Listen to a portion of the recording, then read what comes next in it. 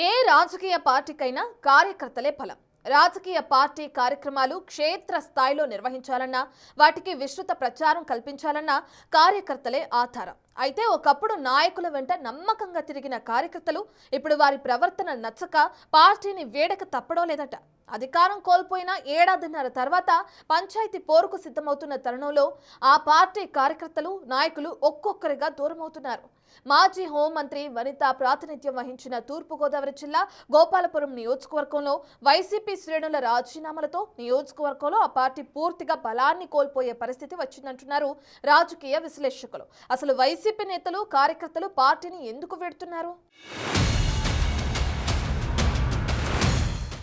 తూర్పుగోదావరి జిల్లా గోపాలపురం నియోజకవర్గం వైసీపీలో వర్గ విభేదాలు తారాస్థాయికి చేరాయంటున్నారు. ఆ సెగ్మెంట్కు ప్రాతినిధ్యం వహించిన మాజీ హోంమంత్రి వనిత వ్యవహార తీరుతో నాయకులకు, కార్యకర్తలకు మధ్య విభేదాలు వస్తున్నాయంటూ బహిరంగంగానే విమర్శలు చేసి వైసీపీని వీడుతున్నాయి ఆ పార్టీ శ్రేణులు.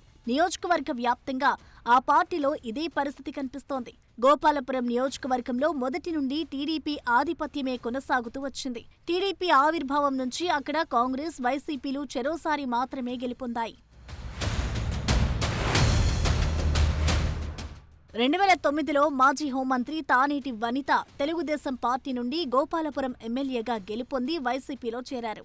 అనంతరం కొవ్వూరు నియోజకవర్గం నుండి ఎమ్మెల్యేగా గెలుపొంది స్త్రీ శిశు సంక్షేమ శాఖ మంత్రి మరియు హోంమంత్రిగా పనిచేశారు. కొవ్వూరులో మంత్రిగా పనిచేసే సమయంలో సైతం ఆమె మీద అక్కడ కార్యకర్తలు ఒకానొక దశలో తిరుగుబాటు చేసే పరిస్థితి వచ్చిందట. కొవ్వూరులో నాయకులు, కార్యకర్తలు మధ్య విభేదాలు రావడంతో వైసీపీ అధిష్టానం వనితాను 2024 ఎన్నికల్లో గోపాలపురం అభ్యర్థిగా బరిలో దించింది. అప్పట్లో వైసీపీ నుండి గోపాలపురంలో ఎమ్మెల్యేగా ఉన్న తరారి వెంకట్రావును కొవ్వూరుకు పంపించారు. అయితే కూటమి గాలి ముందు సీట్లు మార్పు ఏమాత్రం పనిచేయలేదు. అటు కొవ్వూరు, ఇటు గోపాలపురం రెండో చోట్ల వైసీపీ ఓటమి పాలైంది. గోపాలపురం నియోజకవర్గంలో ఓటమి చవి చూసిన తర్వాత మాజీ హోంమంత్రి వనిత చాలా రోజుల పాటు అజ్ఞాతంలోకి వెళ్లిపోయారు. కార్యకర్తలకు భరోసా ఇచ్చేవారు లేక, ధైర్యం చెప్పేవారు కనపడక ఎవరి దారి వారు చూసుకునే పరిస్థితి ఏర్పడింది.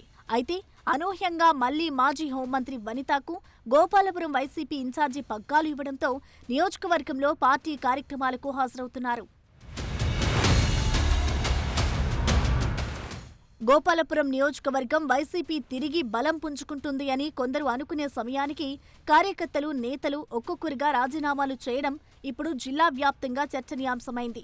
వనిత కొంతమందికి పెద్దపీట వేస్తూ మరీ కొంతమంది అసలు పట్టించుకోవడం లేదని కార్యకర్తలు బహిరంగంగానే విమర్శలు చేస్తున్నారు. ఇక కొంతమంది నాయకులు అయితే రాజీనామా చేసే ముందు ప్రెస్ మీట్లు పెట్టి మరీ హోంమంత్రి వనిత వర్గపోరు సృష్టిస్తున్నారంటూ విమర్శలు చేసి మరీ పార్టీని వీడుతున్నారు. గోపాలపురం గ్రామ పంచాయతీ ఉపసర్పంచ్ మరియు వైఎస్ఆర్సీపీ గ్రామ కమిటీ అధ్యక్షుడిగా పనిచేస్తున్న మా పార్టీలో చిన్న చిన్న ఇబ్బందుల వల్ల ఈరోజు వైఎస్ఆర్సీపీ పార్టీ సభ్యత్వానికి, పార్టీ పదవి కూడా రాజీనామా చేయడం జరిగింది. నాతో పాటు వైస్ ఎంపీపీ అయినటువంటి బాగిన వెంకటేశ్వర గారు, అలాగే 3వ ఎంపీటీసీ వారా సంగీత గారు మరియు కొంతమంది వార్డు సభ్యులు ఈరోజు నాతో పాటు 40 మంది కార్యకర్తలు పార్టీకి రాజీనామా చేయడం జరిగింది. త్వరలో మా కార్యాచరణ అనేది మా కార్యకర్తలతో ఆలోచించి నిర్ణయం తీసుకుని మీకు చెప్పండి.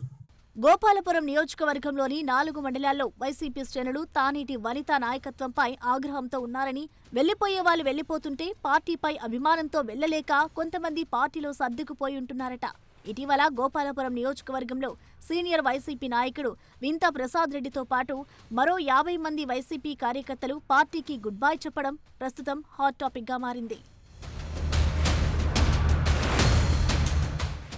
ఇలాంటి పరిస్థితుల్లో జగన్ గుడ్ లుక్స్ లో పడే అవకాశం వనితకు వచ్చింది.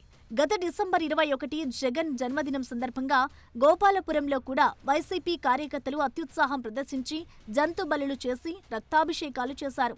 దానిపై ఫిర్యాదులు అందడంతో పోలీసులు కొందరు కార్యకర్తలను అరెస్ట్ చేసి తమదైన ట్రీట్మెంట్ ఇచ్చారు. స్టేషన్ నుంచి విడిపించాక వనిత సదరు కార్యకర్తలను తీసుకుని వెళ్లి జగన్ను కలిసి జరిగింది చెప్పి మార్కులు కొట్టేశారట. ప్రస్తుతం ఆ కార్యకర్తల్ని వనిత తన వెంట తిప్పుకుంటున్నారట.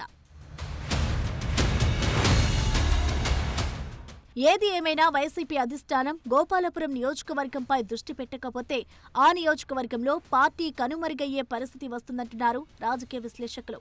సోషల్ మీడియాలో సైతం వైసీపీ కార్యకర్తలు బహిరంగంగా ఒకరిపై ఒకరు విమర్శలు చేసుకుంటున్నా దాన్ని కంట్రోల్ చేసేవాళ్లు లేకపోవడంతో పార్టీకి నష్టం ఖాయమన్న టాక్ వినిపిస్తోంది.